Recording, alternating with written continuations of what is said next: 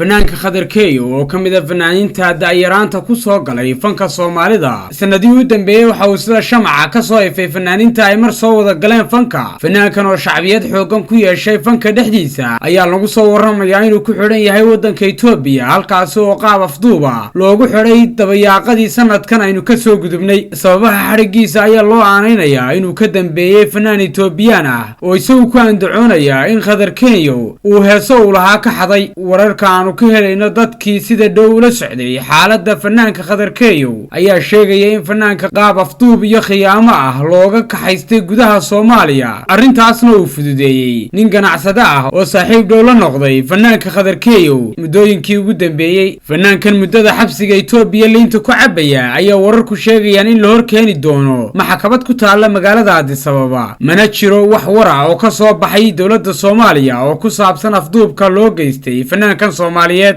Fanaankan ayaa dad aqoon durugsan u leh noo sheegeen in aanu lahayn aabba iyo hooyo toona, waxaana uu noloshiisa halkaa ku soo gaarsiiyay iskorisnimo. Fadlan haddii aad dhammaystirtay warbixintan, subscribe ku qabo channelkan, gambaleerkana saaro, lana wadaag muuqaalkan asxaabtaada si bulshada Soomaaliyeed ugu baraarugto afduubka loo geystay fanaankan Soomaaliyeed.